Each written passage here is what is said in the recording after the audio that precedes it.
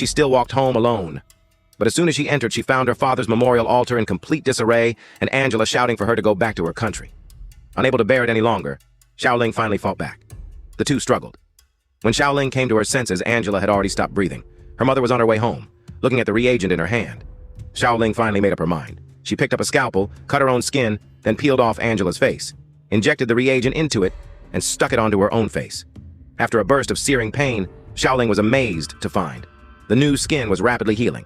She finally had the beauty she had always dreamed of, but at that moment the sound of a car engine came from downstairs.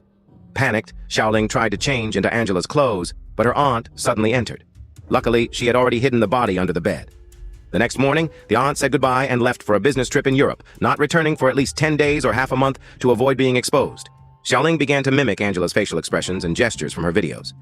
The next day, she went to school under Angela's identity. Unexpectedly, Angela had a secret boyfriend. Xiaoling, who had never experienced love, felt all of this was brought by her new appearance. They went to the mountaintop for a date, but just as emotions were rising, the boyfriend suddenly noticed a scar opening on her head. Frightened, Xiaoling rushed home, injected the remaining pink reagent into her skin, and reattached it to her face. She finally realized her notebook had gone missing. She searched the lab but found nothing, then called the professor, who shamelessly claimed the research results were now his furious. Xiaoling wanted to confront him, but saw the student downstairs on the phone. Old hatred and new resentment surged in her heart. Xiaoling knocked on the car window, pretended to be Angela, and asked for a ride home. Looking at the girl's perfect body and skin, she felt a burning desire inside. Back home, Xiaoling locked the door. As the drug's effect wore off, her skin began to rot. The student finally sensed something was wrong. She staggered downstairs.